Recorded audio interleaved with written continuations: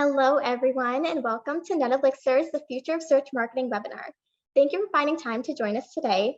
We have a great presentation today covering topics ranging from the cookieless future to the formula for a successful Performance Max campaign and everything in between to ensure your search marketing campaign is future ready. I wanted to introduce myself on the next slide. My name is Sana Habib, and I'm a sales and marketing coordinator here at NetElixir, where we help e-commerce brands find and engage high-value customers and acquire game-changing insights.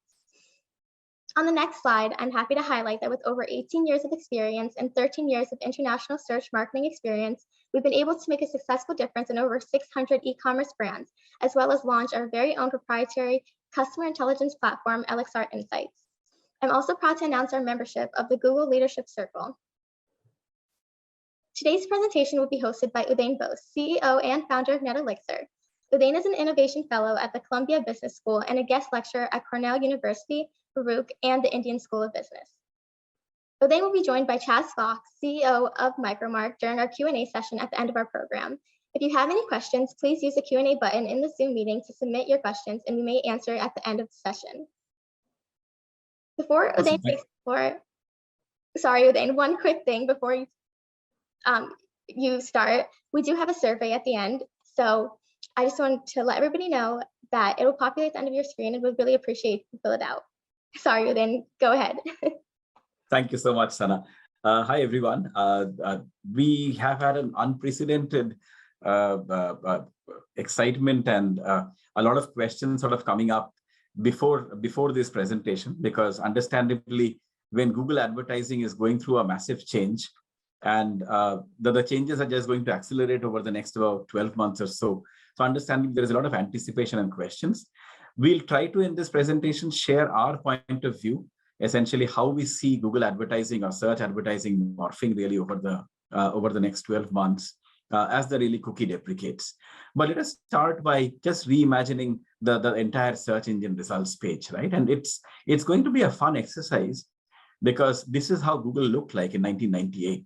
This is the first Google page when Google was launched by Larry and Sergey back in 1998, right?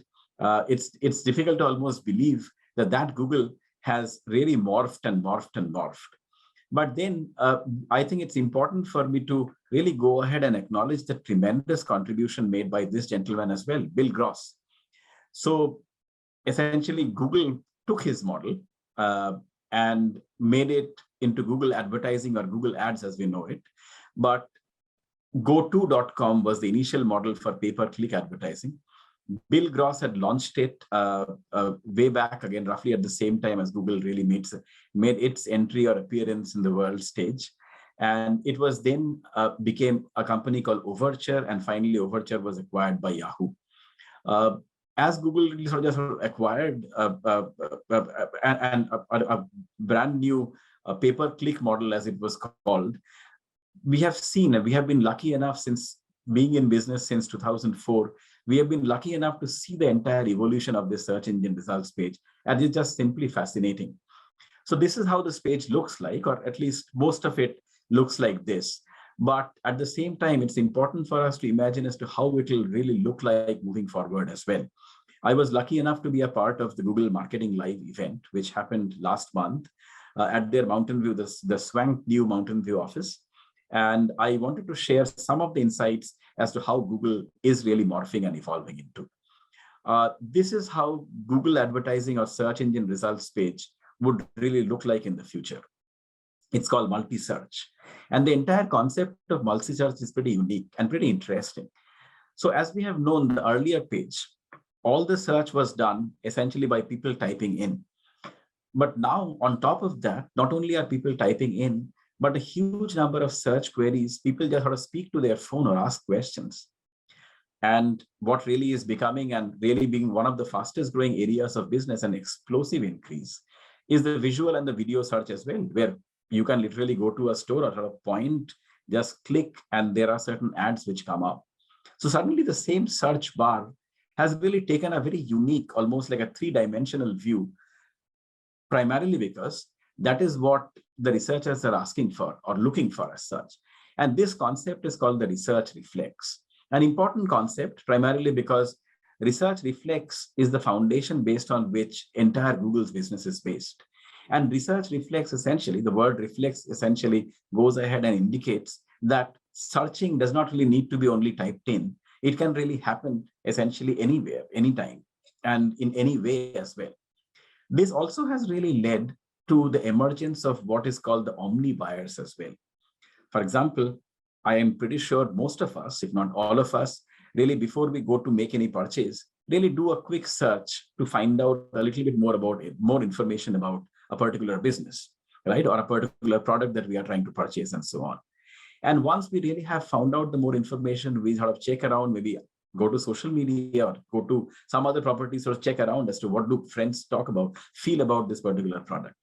And once that has happened, then we really go into the store, talk to the store rep who's there. And at the same time, we are also doing window shopping constantly as well. So overall, I think the concept of omni buyers is an important concept because it does one fundamental thing, which I would really want everyone to take away from this conversation. And that thing is, there is no online and offline. Everything is blended.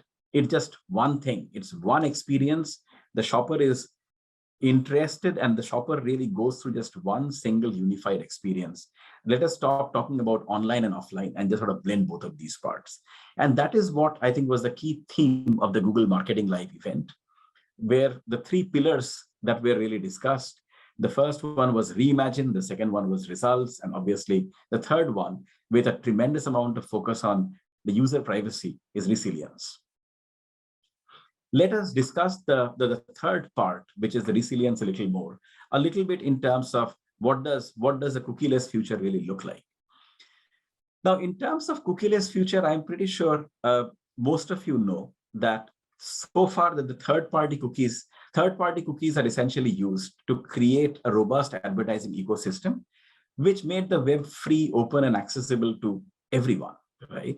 But third-party cookies fundamentally also had a fundamental problem. And let me try to share an analogy which will hopefully help you to understand this. It's almost like saying in the physical world, let us say I want to buy something. I walk into a Macy's store, right? That's the action that I'm taking, walking into a Macy's store. But in the digital world, if I walk into the Macy's store, there is a sharing of information. And that information essentially is then passed on to other data servers and so on. And potentially you get targeted with very, very customized, very personalized ads, maybe video ads, maybe display ads, maybe text ads, et cetera, et cetera. Now, all of that is possible primarily because of the third-party cookies. Now, how do we really fathom and how do we really go into this world of third-party cookies? And where exactly does it lead to is going to be an important question, because over the years, the users have been raising their privacy expectations. They're asking the questions, I did not give permission to Macy's to share my information to everyone. Then how exactly am I getting targeted by all these billboards around Macy's and going ahead and just sort of sending me very targeted ad? And that's where I think the constant focus by the users on resetting the privacy expectations led to last year what we saw, what really became a big news in the industry was the iOS 14.5 launch, where Apple made a very strong statement as the industry leader that we will stop tracking third-party cookies and we will really rely only on consented data. And suddenly, a lot of the advertising ecosystem, which has been almost entirely built on the third-party cookies, suddenly went for a toss. And now Google Chrome is going to go through the same process next year as well. Now, to give you an understanding of the magnitude of the impact that it may have, let me share with you an interesting segment or a couple of graphs which will help you to understand as to what the magnitude of this entire cookie crumbling would be. So this graph shows that almost 50% of all the web browsers in the US are Chrome, and about 36% are Safari. So between both of them, close to about 86% of all the population in the US effectively are Chrome or Safari. If you really go to the international levels, roughly the same number, not much changes, maybe about 83%. So effectively, you are saying that for these 83 to 85% of the people, they would really have to choose or give consent to the browsers to track information. And unless and until that information is tracked and the consent is passed, the entire third-party mechanism would not really work. So effectively, what is happening is this is really forcing the marketers and advertisers to rethink as to how the advertising may look like in the future world. And this is because of three big reasons. As the cookie deprecates, or the third-party cookie deprecates in the Chrome browser, it really truly disrupts the digital marketing ecosystem.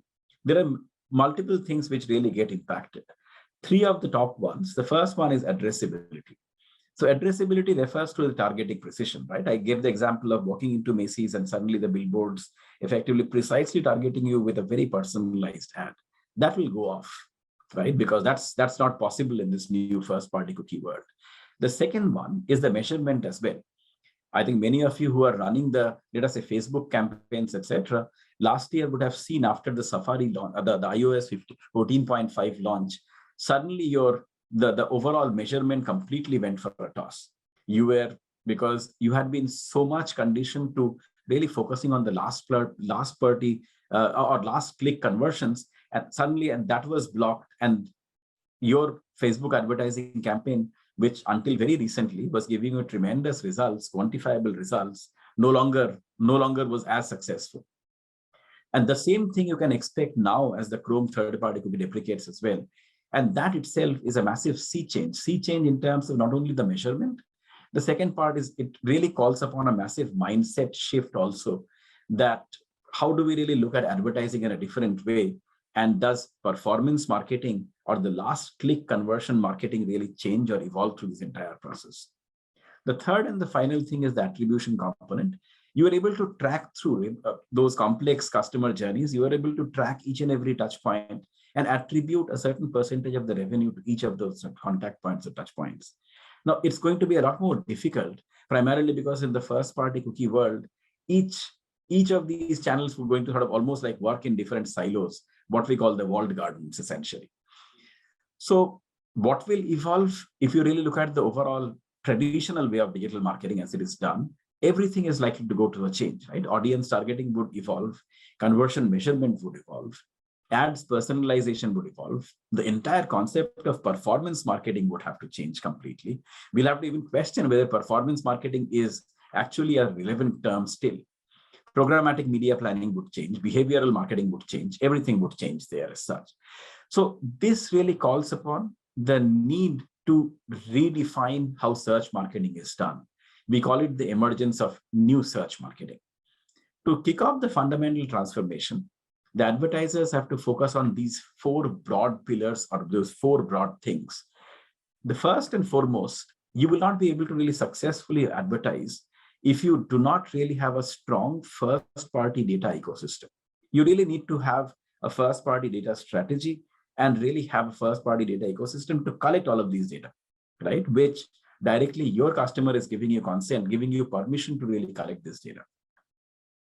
The second pillar is the advantage of this process is it will really help you build those customer communities. Because now, since the customer has consented you or agreed to really share the information, you really can get into what is called permission marketing. And effectively, you will be able to develop really much deeper understanding of the customer value segments and their preferences as well as they really go into the entire shopping process. The third component, this would lead to the world of equity-based advertising that is based on the consented first-party data. It's a much more responsible way to advertise. So while on one hand, as a performance marketer, I'm obviously concerned in terms of how the first-party cookie world would look like. On the other hand, purely as a very heavy internet user, I am happy because I will really not get subjected to all those ads who I don't even know from what companies they're sort of coming from, right? I have not given them any consent. So this would really lead to the emergence of a much more responsible, much brighter, and I would think much more relevant and effective world of online advertising as such. But at the same time, there would be a massive mindset shift also, which would be required. Talking about mindset shift, we are talking about or we have been used to an open internet, right, built on the third-party ecosystem. Now the third-party connecting ecosystem is gone. So rather than looking at an open space, you really have to think about different channels as silos, or almost like what we call the walled gardens. So effectively, the channel marketing ecosystem would look something like this. So let us say these are all the different walled gardens, right? There is an Amazon walled garden, and you really have to decide whether you really want to, as an advertiser, play within that walled garden. There is obviously a Google walled garden, which includes Google, YouTube, and the different assets which Google has. And you have to decide whether you really want to play in the Google walled garden. Meta walled garden may not be as defined, primarily because social media really impact everyone. We call it breaking the funnel out here in NetElixir. The other bubbles, you can probably have a Walmart walled garden. You will have all the retail media, which is sort of cropping up. Each one sort of creates a walled garden as such. So the question, the fundamental mind shift, and it's a massive paradigm shift altogether, that we really have to accept is the open internet as we have known, and where essentially we as digital marketers over the last about 20, 25 years really have gotten accustomed to, is going to change forever. The first choice that the marketers would have to make is what are those walled gardens that they really even want to play in. Understandably, Google, Amazon, Meta, just given their size and their overall popularity, understandably, you don't have an option there. But then once you have selected, let us say, the Google walled garden, you have to decide how exactly do I maximize my overall brand presence within the Google ecosystem or the Google walled garden. So at the same time, while all this channel disruption, or let us say the digital marketing industry disruption is happening, one other very important thing is happening as well. And it has been happening, it just got accelerated multiple times during the 2 years of COVID. The consumer journey has become a lot more complex. It is no longer linear. It's pretty messy, in fact, if you ask me. So between the twin poles of trigger and the purchase, there is a messy middle, right? And that really accelerated primarily because during the COVID, all of us were constantly sort of browsing. Either most of us were on phones, tablets, PCs, whatever it was, right? Our devices. And effectively, we got into a habit of going into multiple places, multiple sites, touching multiple channels before really going into making a purchase decision.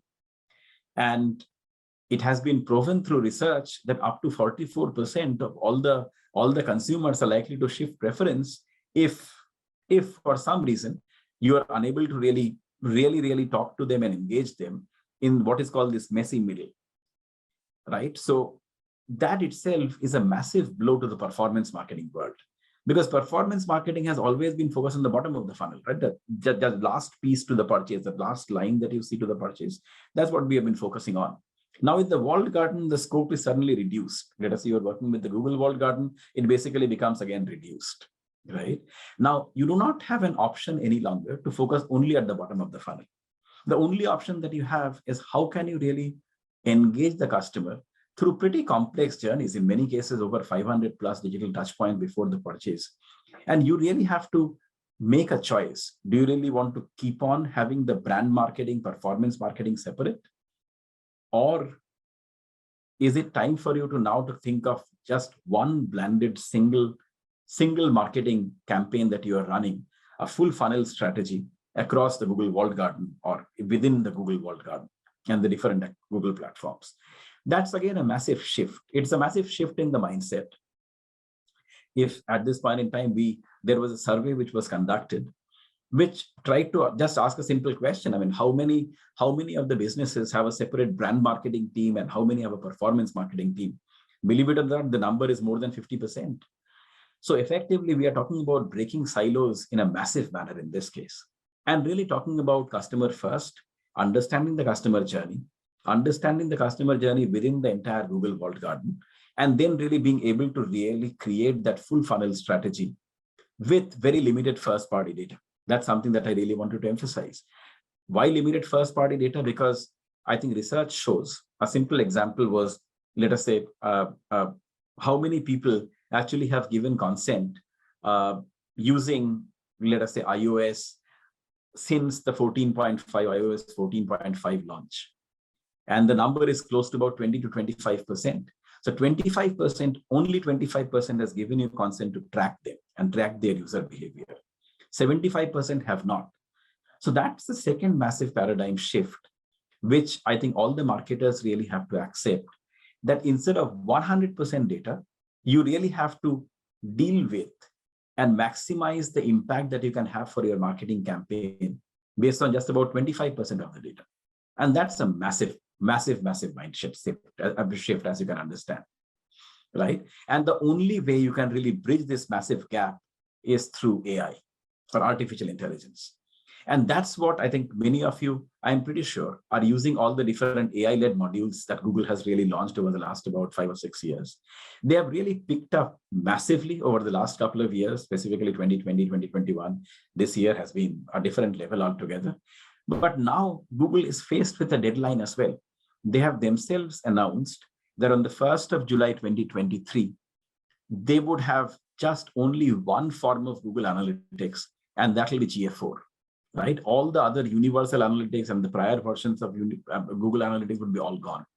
That I think we can take as a pretty decent cue that they are really looking at that as the time to really deprecate the third-party cookies of the Chrome third-party cookie deprecation. So we are really looking at almost exactly 12 months from now when the third-party cookie would deprecate on Chrome. Now, to bridge this gap, you really have to feed as much information till the time you really have the third-party data available. You really have to go ahead and try to get as much information so that you're able to really make that Google algorithms or the AI work well. Why is it important? Because without data, there is no AI, right? I mean, the artificial intelligence as a premise sort of works only when there is a strategically relevant data set. And it's an important concept. And we are seeing it time and again. Those of you who are running the Performance Max campaigns, I'm pretty sure would have observed this, that on 31st of May, this email was sent out which mentioned that smart shopping campaigns are now upgrading to Performance Max campaigns starting July 2022. And if you really notice the wordings which has been used in this email, starting July through September 2022, your existing smart shopping campaigns will automatically be upgraded to Performance Max campaigns to ensure you are prepared for the holiday season. Really puts, just take note of the part which has been specifically put in bold will automatically be upgraded to Performance Max campaigns.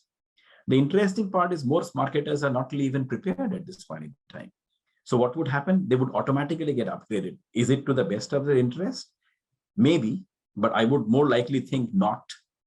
So there is an opportunity, I think, for marketers to truly, first of all, understand all of these sequences, understand everything from this timeline concept as well. If 1st July is our deadline when the Chrome deprecates third-party cookies, let us start working on it right now and be prepared so that we don't really get automatically upgraded into anything.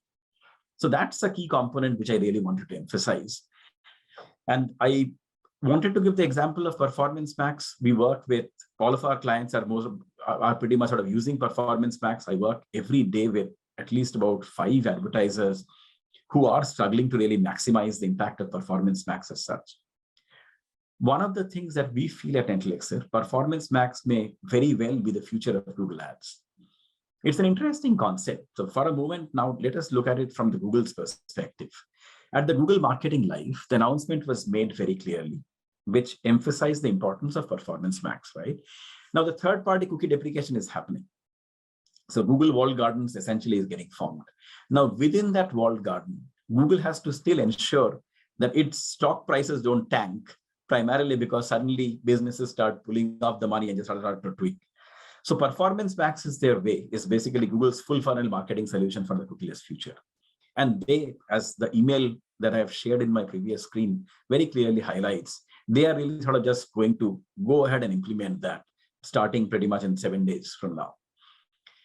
It also connects every aspect of paid search. So very clearly, the slide that I showed earlier, whereby there is nothing called brand or probably that world of brand advertising versus performance advertising is gone forever, or so going to sort of go forever. And it would be one blended Google funnel.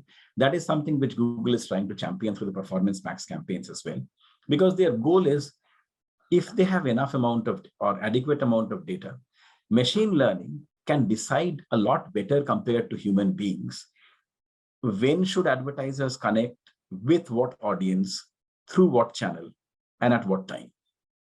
And to really quell the advertiser anxiety as well, because there's a massive shift, right? Gone are those days when we have to tweak those bids, write those manual ad copies, thousands and thousands of them. Gone are those days forever, right?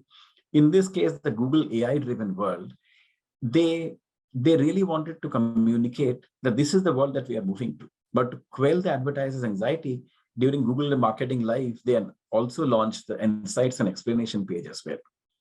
So to run performance max campaigns is going to, first of all, need a completely different and a fresh growth mindset, a very different AI, a pro AI mindset as such. So we have been lucky enough, as Sana mentioned, as being a member of the Google Leadership Circle, which includes just about 12 independent agencies currently in the US, which are a part of the circle. We are lucky enough to really be testing the Performance Max campaign for quite some time now. And as a result of which, we have created a formula, a very simplistic formula, which has really helped us drive some incredible results for our clients. And I wanted to share that formula with all of you. So this is the formula for a successful Performance Max campaigns. So effectively, from that entire paradigm where you used to go ahead and just change those keywords and select those keywords, find out those bids, you suddenly have to really move to a very different mindset and a different concept and a way of operation, where all that you can do is select the audiences that you really want to target. The audiences have to be big enough, otherwise the machine learning will not really have enough data. So identify those audiences, create that initial campaign setup in a way whereby the Performance Max's AI algorithms can work the best, and also really write authentic creatives which are reflective of your brand tone. That's, I think, the pieces that you can really control when it comes to campaign management. You obviously will set the right goals. When you say right goals, again, the TROS goals, et cetera. But again, set them in a realistic manner rather than suddenly, let us say you're operating at about 100% ROAS, you suddenly cannot really increase it to 1100% ROAS, right? Because understandably, this technology, machine learning sort of learns over time. So I think the incremental overall setting the right goals becomes important. And the third thing that you can really have control of is create a culture of experimentation where you're continuously testing to gain those actionable insights and using those learnings to run it better. Now, what we have been able to do, our product innovation lab has been working on this very unique customer intelligence platform since 2015. And we really have been able to add a lot of AI in terms of powering our entire marketing decision-making process. We call this platform NetElixir Insights. It's an AI-powered marketing platform, and it just solves a very simple problem. It identifies what audiences are higher value and helps marketers target them through one click on Google or Facebook. Let me repeat that, very simple, right? It helps proactively identify the high-value audiences, and through one click, just go ahead and target them to a tremendous impact and effect. We also have been able to, at NetElixir, build for many industries already very specific, customized, tailored campaign frameworks and high-quality ad creative framework as well to get the campaigns off to a strong start. And last but not the least, we have been able to really build an overall mechanism. It's almost like a model that we have really built, which is called the TLG model, whereby we can really conduct those tests and experiments constantly to improve the Performance Max campaigns. Now, this is, I think, NetElixir Insights, as I talked about. It uses AI to really predict as to who are your likely high-value customers and who will likely to have return. So we have, on one hand, Google's AI, the world which Google is really moving to at breakneck pace, right? Performance Max is just simple an example of that. To really make the most so that Google doesn't really auto-shift you into all of these, the AI-driven modules that they are launching, you really need to have a separate technology, an AI-powered technology, which can work almost like in a very cohesive manner with the Google system. It's almost like two sides of the same coin, right? You identify the high-value audiences, and then you really utilize the power of Google's AI algorithms to find more lookalike audiences or similar audiences, as it is called. We tried this to a tremendous advantage, and this is how it sort of works. So using NetElixir Insights, we are able to identify those audience segments and audience customer segments. This is basically the Google Performance Max overall screen. And you can see that you can just go ahead and add all of these segments. And the impact is quite substantial. This is the impact of Performance Max campaign for a leading beauty brand who we work with. As you can see, for this particular campaign, for a certain campaign spend every week, the overall impact or the revenue that we were able to drive went up double. It basically doubled compared to what it was prior to applying or using those high-value audiences that we were able to derive from Elixir Insights. So the impacts can be massive, as you can understand. So that's the reason, as we really move into the cookieless world or the AI-driven world, there is understandably a lot of concern, a lot of trepidation, essentially. Will we really even succeed in this new cookieless world? I can assure you, if you really have the right tool set, if you have the right frameworks in place, you can actually tap into the real power of Google AI and really get your campaigns to go to a completely different level altogether. So we are also very pleased to announce 5 best practices that we have been able to identify in the last 6 months of our really having the hands-on testing of Performance Max campaigns to optimize the Performance Max campaigns. So we will send you the link as a follow-up in our email. You can really download it now. If you have any questions at all to how to really implement that, we'll get one of our Performance Max experts to talk to you specifically, go through your specific ad campaign, and they can really help you set up the Performance Max campaigns right. So effectively, I'll sort of end with this question, right? Is your search marketing program future ready? It's a very fundamental question, a very important question as well, because gone are those days where you could really have to select keywords, change those bids, write those manual ad copies. All of this is gone. It's being AI now. And if you're really not ready for this new world of search advertising, the AI-driven world, the world where you can really have only 25% of the first-party data to really work with, you really need to have the right intelligent systems and frameworks and technologies to work with. Because this is how your growth marketing funnel would look like, right? So you really are able to build out a funnel, or your search marketing team has to be able to build out this funnel, then add those high-value audiences, which you're able to derive from a technology like Elixir Insights, funnel them back, and keep on constantly optimizing the funnel. So your success in the search marketing world, or the new search marketing world, which is first-party driven, is going to be defined by how well you are able to manage and optimize this entire full funnel. So that is, I think, what I wanted to share today. I'll just quickly conclude this presentation before I jump into a conversation with our client and our great friend and well-wisher Chaz right after this. Just quick concluding remarks or takeaways. The first is the era of multi-search is there. Multi-devices, multi-platform, multi-format, visually inspiring, and often shoppable and connected. And that's not going to go. It's just going to sort of expand constantly. Paid search has changed forever, from competing on keywords to competing on audiences, and competing on the quality of the full funnel is what really defines the success of the paid search world. The future of search marketing is going to be driven by the quality of the first-party data that the advertiser is able to feed to Google's AI algorithms. And last but not the least, tap into the power of AI-powered technologies like Elixir Insights that we have, NetElixir has, to shift focus from profitably and predictably winning average customers to winning the high-value customers. So those are some of the points. I'll be happy to answer the question after my chat with Chaz. But with that, let me quickly introduce Chaz Fox, our dear friend and the CEO of Micromark. Chaz is a CEO and has been a CEO advisor to many companies and several e-commerce companies, including Jackson Perkins, Parkseed, and Wayside Garden. He is an expert in marketing. He has actually written a fantastic book.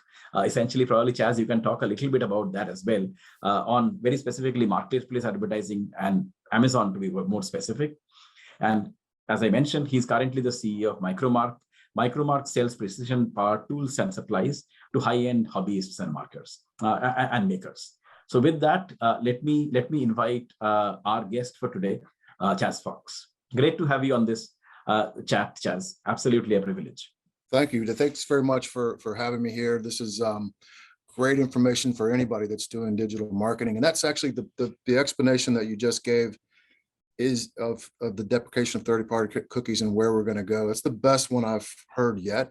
And I'm out there looking everywhere to look. And it was not only good, it was comprehensive and explained a lot of the history that ties everything together. So thank you so much for that. We're all sort of looking for these kinds of clues, and that was very, very helpful. Thank you so much, Chaz. So I think, overall, the last couple of years, if there is one thing that I think everyone can agree upon, Chaz, is the amount of change which has happened, right? Oh. So as the CEO of Microbot, what are some of the key changes in the business landscape that you have, or shifts in the landscape that you have observed in the last? Well, you don't have to go back very far to come away with just a massive list. If we go back to 2018, just real quick, the Wayfair versus South Dakota made us have to calculate sales tax in the cart live. And at the time that the Supreme Court made that decision, there was no solution for that. And they made it retroactively. So imagine just that was just like the world is against e-commerce at that moment. And then Avalara came on and some other solutions came on and we figured it out and we're able to do it. But it wasn't just, the sales tax, it was the regional, like the city tax, everything. That was a really complicated thing. And it kind of, to me, it's a little similar to this situation where we're not exactly sure. I think NetElixir has a bunch of things figured out just recently, but we're not exactly sure where everything's going to go with this. That was the same situation there. But we look at Prop 65 that California implemented and all the new labels we had to put on. Very, very difficult. We have 5,000 SKUs. That was a major project for us. Adding the tariffs. Some of our products have a 25% tariff all of a sudden. That was just a brutal disruption. All the changes that Google has made in the way the ads go out, even images, the product feeds, all those kinds of things. We had to respond to that quickly, or you're just basically invisible. The influence of Amazon and how it is disrupted, and that will continue to be part of this disruption. You tapped on it before. The attribution models and how we're tracking performance is really evolved quite a bit and changed and made it more difficult to make decisions. The social media changes that have happened, obviously the supply chain disruptions where, because of COVID and other things, we just was uncertain when we would get stuff in. That still is going on. Shanghai just opened up a few weeks ago. And that product isn't even here to the US at this point. A container used to cost, a 40-foot container used to cost $3,500. Now it's 25,000 plus. Yeah. And then it's sitting in port for much more unpredictable time than we've ever seen before. Also, the massive price increases and cost of doing business, not only in the advertising side, but just the product side and service side. UPS, FedEx used to go up 4.9% every year. Last year, they went up 8.9%, just in lockstep. Massive increase. Of course, the perception that shipping should be free while the cost of shipping continues to climb, really difficult for us to do. And I think that list is probably enough, right? There's more, but it's a massive list of things that we've had to take on and address. So as the business leader, just from all that you just mentioned, right? And that's not really by any means exhaustive at all, right? Yeah. It's a huge amount of change, right? So what are the steps that you have taken to manage the change? It's just so huge and so, it can be overwhelming for companies. And we have not even talked about, I think the overall modes, which is like the supply chain problems. We have not talked about things like the inflation, which is soaring, and all of the other macro factors which are really influencing as well. So as the CEO and the business leader, how exactly have you adapted to this change? My background sort of helped me that way because I have mostly done turnarounds. I've come into companies that were financially stressed and had to come up with new strategies and methods of new models and come up with ways to turn them around. And of course, that implies change. That it's definitely going to have change. The most widely studied thing in business schools is employee resistance to change. That's amazing, right? Because it's so difficult, and we're getting more and more change in our external environment that we're having to make more and more changes in our internal environment, and we got to get better at it. And so in the course of my career, I just know change is coming, and I help to create a culture within the organization that expects change doesn't point the finger, oh, they need to change, we're good. It's a group in kind of thing. And so with this micro mark, I got here 6 years ago.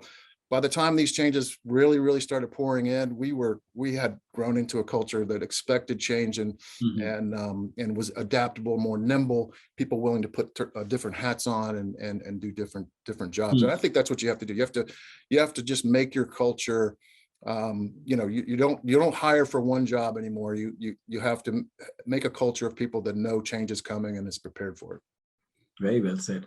No, I have to mention this because I think so. I alluded to it briefly as well, Chaz, that your sort of book that you have written on Amazon and the marketplace part as well. Can you share a little bit in terms of as to since you wrote that book to now? Yeah, I mean, a lot really has changed, right? It was published in 2021. It's definitely needs some massive updating, and I plan to do that. It's done fairly well. I'm pretty happy with it. Also, in conjunction with it, I wrote another book called How to Turn Your Idea into a Successful Product.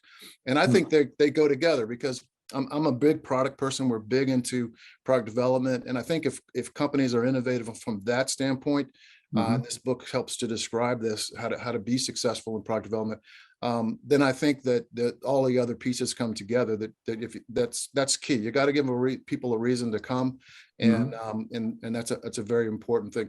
Both books have done great on Amazon, even though it's about Amazon. It's sold on Amazon. It doesn't speak, it's not glowing about Amazon, but we are definitely on Amazon, and we use Amazon as many people do, but we know that there are some challenges with that. So let me ask you probably the most difficult question of the year so far for anyone. What are your forecasts for the remainder of this crazy year? Yeah, crazy is underlined. we always are trying to decide what we should compare to, because we got to compare to something to figure that out. But so just to be, my company is behind 2020. We're behind 2021. But we have a 94-year history, and we're ahead of all of the rest of those years. So in comparison to the last 2 years, it's tough. We know, so 2020 didn't start off crazy good. It got better as it went, and we know that 2021 was great. It sort of tailed off in the fourth quarter a little bit. And so, I think as we get to our fourth quarter, that we start to get into our fourth quarter, that we're going to be tracking against last year. That's what we think. Now that, granted, we have increased prices quite a bit, by about 14% at this point, which usually when you do that, you see customers sort of stall until they get into this new normal and they realize that that's what the price is. We do have the advantage of our organization. We're in an enthusiast market, the hobby maker space, and these people want to do what they want to do. It's a passion thing. So that's an advantage in this sort of economic environment that we're in. But it's definitely disruptive and not predictable. But you have to make a guess at it and go with that. So that's what we've done. My final question to you, Chaz, would be, as you really look into the future of demand gen, we talked about Google and all these changes that are there. So, do you see your channel mix shifting, or the strategy is changing a little bit? It'll be interesting, right? We have the philosophy of do more of what's working and test other things and adjust things that aren't working. And so we're nimble enough that we're just going to react to where things make sense. We also have the benefit of having a catalog and some traditional marketing that can be an advantage, because that's pretty reliable. And so that's a good data point for us. In general, we're not going to be spending quite as much money on marketing as we did last year. We're going to spend a little less, but we are focused on the customer experience and just getting out videos and data out there. Maybe do more on YouTube than we've ever done before. That might be one channel that turns into something more than we've done before, because video is becoming so much more important as we go forward. So awesome, thank you. My final question to you is any words of advice we have a lot of e-commerce companies joining and e-commerce executives joining. Any words of advice for the e-commerce execs in such an unpredictable environment? Yeah, so you got to get on GA4. That's a must. You got to do the data dives that you've talked about previously, not only into your customer data and really understand that, also into your product and what relates as somebody buys this, then they buy the next thing. This situation, made us relook at our customer data in a different way and value it so much more. And we found some links that were remarkable. We found that 3% of our customers make up 20% of our revenue, and we're really going to focus on that group of people and try to make more of our customers more like that group of people. First party data is going to be such an important thing, and you really just have to do it. Now, I also am really curious to see how these permissions work out. I think if you're better at getting permissions, then you're going to get more data. And the difference between 10% acceptance rate and 25% acceptance rate is going to be massive. And I see that different things that I read, like what went on in Europe and the GDPR, that sometimes it's 25%, some companies are having 10%. And I want to be that company that's in that 25% because we want that data, but it's not something we're good at yet. So we've got to figure out how to be better at getting these permissions. I also think the enthusiast market's going to help that. Bottom line is you got to continually learn. You got to have a culture that is continually learning in all aspects of what's going on externally. Just that is just so important. You can't set it and forget it. It's continually learn.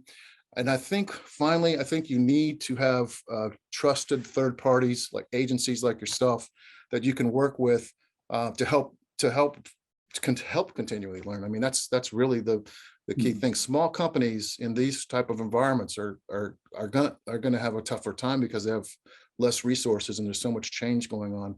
But we also have the advantage of being even more intimate with our business than other entities too. So. Awesome. Thank you so much. That was really, really helpful. I'll sort of invite Sana to join us as well. I think there are a lot of audience questions coming in. So Sana, after you. Yeah. Awesome. Thank you so much, Udayan. We did have a question coming for you, very popular one. So what are the immediate next steps marketers should take to get ready for the cookieless world? Well, I think the first one Chaz has already mentioned. So getting the Google Analytics 4 implemented is extremely important, right? Because since we know that it's just about 12 months to the deprecation of the third-party cookie, you need to get as much data as possible to this GA4 so that the machine learnings can really get activated. So get Google Analytics 4 or GA4 implemented today. The second part, I think, probably should be the first part. Again, Chaz sort of alluded to that. Get your first-party data strategy right. A lot of people are still struggling that we have data everywhere. We are not really aggregated. So have data strategy right. And if you don't really have in-house resources, as Chaz mentioned, have partners who can really help you get the data strategy right. And the third and the final thing, which I would very strongly recommend, is it's probably a much bigger thing. It's more of a mindset shift. I still cringe. Yesterday, I was at a conference where about 200 businesses were there and so on.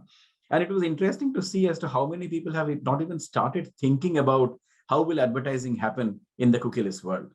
You have to really start thinking to really do something, right? So those are, I think, the three things I would really want to highlight. Have that right mindset that this change is coming. It's not going to sort of go anywhere. The second is get a first-party data strategy right. And the third part is get Google Analytics 4, and so that the Google algorithm can really have as much data as possible to run the machine learning. Yeah. Great, thank you. Thank you, Udayan, and thank you, Chaz, for joining in. I wanted to take this time before we go to introduce NetElixir's Cookieless Corner. As talked about throughout the session, the most radical change coming to the search landscape is the deprecation of third-party cookies, which will change how marketers interact with their customers. Prepare for the cookieless future with our one-stop shop. Get freshly baked insights to how to prepare your marketing strategy for the cookieless world. Check back for bi-monthly blog updates, the weekly special, and more with the link in the chat. In the spirit of our focus on first-party cookie advertising, anyone who wants to fill out the survey I mentioned earlier at the end of this session will be entered in for a chance to win a dozen cookies. We're always looking for ways to continue to improve our sessions and provide you with the most value possible, so I'd greatly appreciate it. We'll contact the winner by email so we can send you schmackery cookies from New York straight to your door. And that concludes our session today. Thank you, Udayan and Chaz, for joining, and thank you everyone for joining in today.